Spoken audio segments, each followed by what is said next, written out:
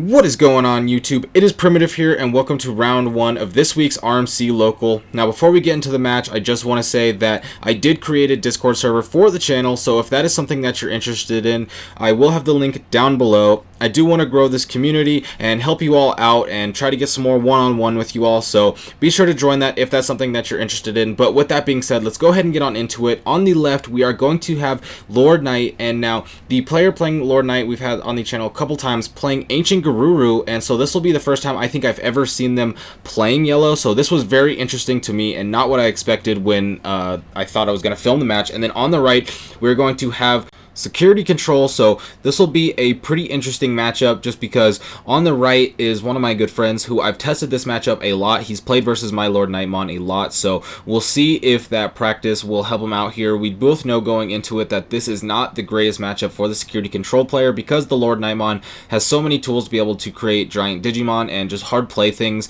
and doesn't really get disadvantaged from playing things like Knightmon for free or spreading wide with LordKnightmon. And since Security Control can really only delete one thing at a time outside of Ultimate Flare, the LordKnightmon strategy can really go wide, so gonna have to keep that in mind and find a way to keep the board at bay and not fall too far behind on board, as you're just going to be hard playing things that are so expensive. You're really only doing one, maybe two things a turn as a Security Control player, and you're going to be giving the opponent a lot of memory to develop. So the first LordKnightmon is going to come out here. It's going to hit the Machinedramon, so we'll survive thanks to the boost of DP now bringing out the Bushi. So not able to attack with it. Well, you can, but you are just going to get blocked, so that Bushi's just going to be chilling there. Going to see if they're going to develop or Digivolve. Going to see the development of the Starmons there. Now, this is a card that will just get cleared off by like an Ultimate Flare in Security, but you just want to go wide and get the checks. We're going to see the Magnedramon come out to recover back up to 5, putting the Lord Knight player at 8, so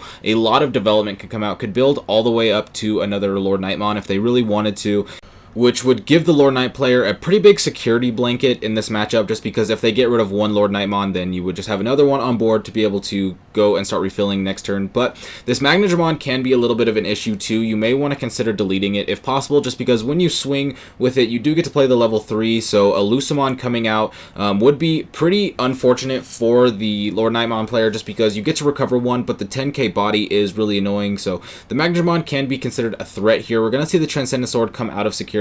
Not going to be able to pop the LordKnightmon, so decides to pop the Bushi, which I think is the absolute perfect play here, because you can't guarantee the LordKnightmon's going to die in Security, so you can't really play around that, and deleting the Bushi makes it so the one rookie on board that won't die to Ultimate Flare is now gone. So I do think that was the correct target, and we are going to see the LordKnightmon player go for the Valdararm, so they did agree that the Magnedramon was a bit of an issue there. The pressure of being able to play a Lucamon is a bit too aggressive, and so being able to get off board really slows down the offensive pressure of the Security Control player, because if they're able to start getting some swings, and you may fall behind just because you don't know what's in that Security. Hitting a couple things like Gaia Force or even an Ultimate Flare is going to be pretty unfortunate.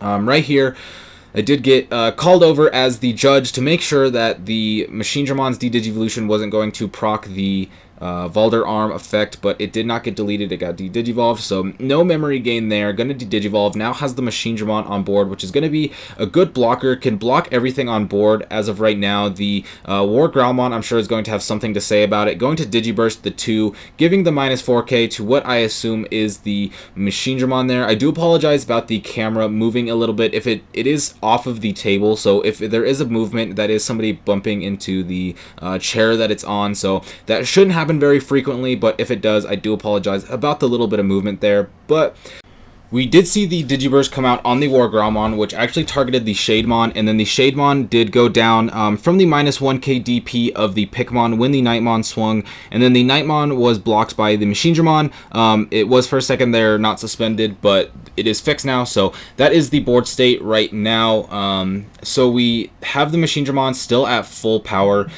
which means that it can't really be swung over by the War Growlmon right now. So instead of going for the Digiburst planned there on the Machinedramon, we're just going to see some more development that's going to have to come out. Hard playing a Lucamon earlier this turn, which is just not even that bad of a play considering that you have so much memory that you're essentially just recovering and developing a 10k DP Digimon on board, which is going to be relatively hard for your opponent to get rid of, especially if you give a DP reduction to the Machine Dramon. Then the Lucamon will be able to threaten to swing over it on future turns.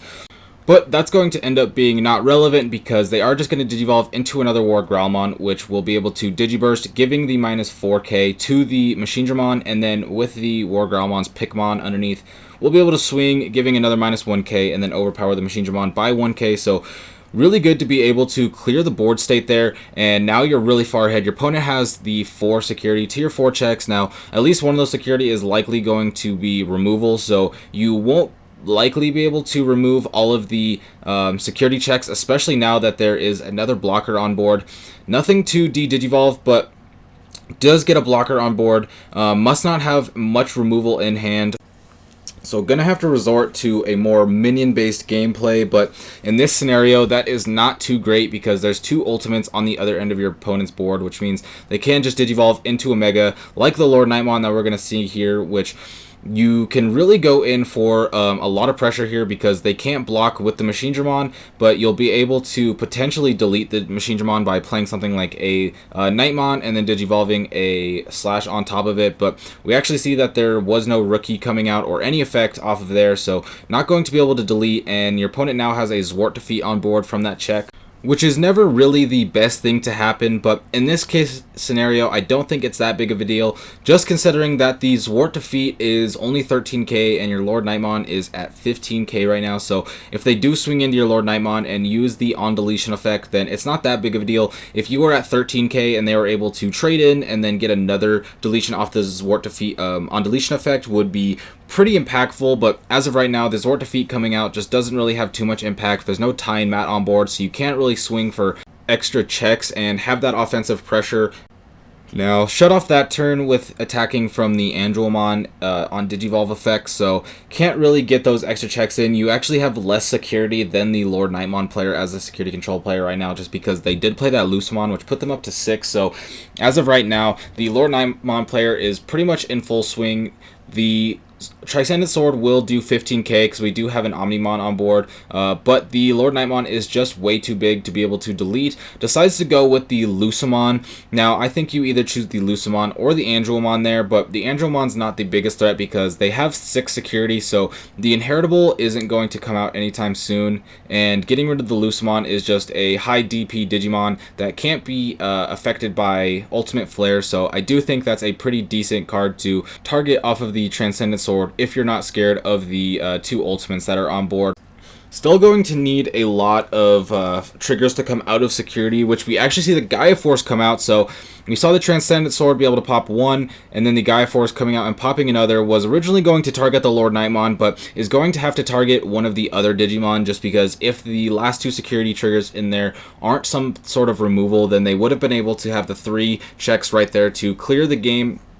Now, hard playing the Starmons, which isn't the most impactful card in itself, but just going wide is very important. Your opponent hasn't played any Ultimate Flares, so that is something that you have to keep in mind, but you could always swing in with your Starmons first, and then even if you hit an Ultimate Flare, you'd still get the security check off of there, and so I think playing the Starmons is fine. You just really need to go wide. You could get away with playing something bigger like a Champion or an Ultimate just because of how much memory the security control player uses, but playing Starmons is fine. You're putting your opponent just to minimal memory at 3 by playing the Rookie over something more expensive, and that makes it so if they play something really big, you're going to get a lot of memory because you haven't had a Tamer in your field all game, so you don't really want to be choked. But with this deck, it's really hard for your security control player to choke you just because all their cards are so expensive. So as we see, put them to 3 and go all the way back up to 8, so can just develop whatever they feel necessary. Another LordKnightmon on board, which is very safe, can now just start to swing in and go for game. No effect.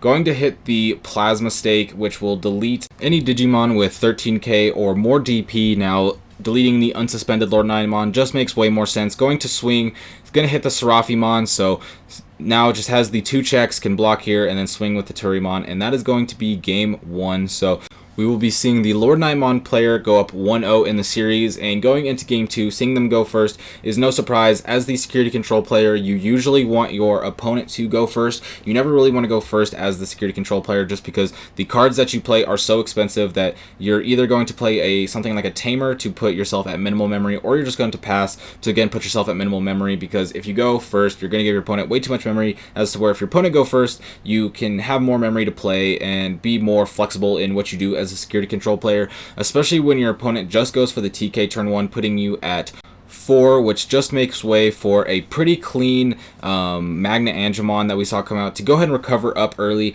Now we're going to see the Seraphimon go ahead and Digivolve, recovering another security to go up to 7 security, but also having the ability to threaten security attack +1. So although you're only at 10k DP, which isn't that much, you're going to be able to get the Magna Angemon inheritable boost in DP, and then you'd be able to swing for multiple checks. But as we're going to see, the LordKnightmon is going to come out, play a Knightmon off the attack, and then hard playing another Knightmon, and when you put that in combination with the War Growlmon Digiburst that happened at the beginning of the turn, it is enough to go ahead and take out that's Seraphimon, which is going to clear the board once again for the LordKnightmon player, making it so they're in a little bit more of a commanding position on board state, which this is how the matchup usually should be. The LordKnightmon player should usually be ahead on board just because they have way more ways to develop and get these ultimates out. But what's really going to matter is what's in that security. Are they going to swing in and hit something that is not as impactful like a Magna Angemon, or are they going to hit Ultimate Flares and Transcendent Swords? That's really going to be the dictator of this matchup, I think. If you hit too many terrible security checks, the opposing player may be able to come back with their own cards like Magna Angemon, and as we're going to see, they're immediately going to hit a Transcendent Sword, which is going to take out the Mega that they just built on board, which is pretty unfortunate. But we're going to see the LordKnightmon come out thanks to that Blinding Ray, so can get another Mega out, but then immediately swings into another Transcendent Sword, which just kills the Lucemon that just came out. So, like I said, whatever is in the security could really impact these. If that was a Gaia Force and got rid of the LordKnightmon, it would have been even more impactful. And actually, we're just going to see the Gaia Force hard play to come out to delete it, so it may have not been in security, but it was in hand, so we're going to see a lot of red cards coming out to do the removal. War Growlmon chilling, ready to be promoted and delete whatever comes out on board at any time. So gonna see another TK come out, just gonna curate the security, grab whatever you need out of there. Gonna grab the Kodamon, so can search for the LordKnightmon. Grabbing the Kodamon there, I'm not 100% sure what was in security, but when you grab the Kodamon, it does signal to me a little bit that you don't have the LordKnightmon in hand, and that you want to search for it. So we're gonna see the Kodamon come out, and the infamous on play, put your top 5 cards to your bottom, does come out. Kodamon special. Still no LordKnightmon in hand, so that War Growlmon will just be hanging out. You're going to have to keep developing as the LordKnightmon player here. You are starting to slow down a little bit. Those 2 Transcendent Swords into the Gaia Force slow down your game plan a lot, and you went down a couple Megas, so if you don't start to develop, they will catch up. This Magna Angemon, as we saw, could Digivolve into something like a Seraphimon again to get another recovery and go for offensive checks, but instead we're just going to see the Machinedramon come out, de-Digivolve the Unimon, the higher DP blocker there, and set up their own blocker. But that War Growlmon pressure going to come into effect now by being able to Digiburst to give -4k, and then with the slash on top, just getting rid of the Machinedramon. So the Machinedramon came out, but is deleted for almost free, just because you have so much memory that you can develop all this while still playing things on the board. Pulsemon getting an extra draw, going to give -1k with the Pikmon swing there, and hitting the, I believe, Alter S that was, which I'm not sure is a normal security control tech, but when I see that, I think that is pretty crazy. So we're going to see the Ultimate Flare come out thanks to the Izzy on board, which will be able to clear out a large portion of the board, really halting the offensive pressure of this LordKnightmon deck multiple times this game. The security control player, obviously, that's what they need to do. Once again, hitting the Machinedramon, but will live thanks to the Digimon coming out on the on-play. So I do believe that's the second time in the set we've seen the LordKnightmon swing into Machinedramon and just live by 1. Now another Magna Angemon's going to come out, so just so much recovery coming out. The LordKnightmon player keeps swinging 2 checks almost every single turn, and they just keep getting recovered. Gonna have to keep attacking, gonna have to keep developing. We are seeing that there isn't a rookie on the raising, so I wonder if that signals that they are missing the rookie, or if that they just want to play it for development. Playing the Unimon, so gonna have to assume that there is no rookie in hand for that development in the back, which is a bit unfortunate because you would like to get that raising going, so that way you can either build up into another Mega, or just be able to have the ability to promote another Digimon next turn to be able to have more offensive presence. The Magnangermon is going to come out playing the Lucamon, so a great card to come out. Now, Izzy's going to come out and show that there's 2 Volcanic Dramons on the top of the deck. Now, obviously, you'd probably want the Valdararm on top so you could go on top of the Magnangermon, but there's no way that Magnangermon lives to the end of this turn, so I'm not sure what order they put on top, but the Valdararm might not be the most amazing card to draw just because that Magnangermon is going down. But that being said, Volcanic Dramon is equally just as bad. You aren't going to be able to kill anything on the board right now with Volcanic Dramon, so not 100% useful. We did see that they put the Valdararm on top, going to keep it that way. Third Izzy coming out. I don't think the order that you put those cards really matters because just the general usefulness of those 3 cards on top are pretty low right now. And gonna draw the Valdararm. He's looking super far behind. 5 checks to 4 security going next turn. Now, Lucamon can attack into the Turimon to delete one of them. We are going to see that. And then just go straight into the pass. So, not very many cards in the security control player hand. We know one of them is a Valdararm, but whatever else is in there is just looking unplayable because we've seen them play so many high cost cards this game that whatever's in there is either too high cost to where they can't play it, or it's just somehow a little too useless to come out. Now, Gaia Force taking out one of the slashes, which is nice. That does get rid of one of the megas, which shuts down Valdararm pressure, as well as prevents any chance of the security control player from dying this turn. Now, going to go ahead and delete the Lucamon off the Valdararm there. Now, I know that the security control player likely had to kill the slash just so that they didn't die that turn, but I do think that deleting the slash there was really good for the outcome of how the turn came out, just because being able to, or forcing your opponent to Digivolve Valdararm on top of LordKnightmon does get rid of the LordKnightmon, opposed to getting rid of their slash, so does add a little bit less offensive pressure without being able to get the LordKnightmon effect of attacking, but we're just going to swing in, hit the Alter S, that will die. Going to play the Bushi, which doesn't matter because you have the Unimon that can attack in, but that is going to be the game. So with that being said, that was round 1. I will have round 2 up for you shortly. Like I mentioned at the beginning, I do have a new Discord, so if you would like to join that, I will have the description down below. I hope to see you there, and I also hope to see you for round 2. So I hope you have a great day, and peace out.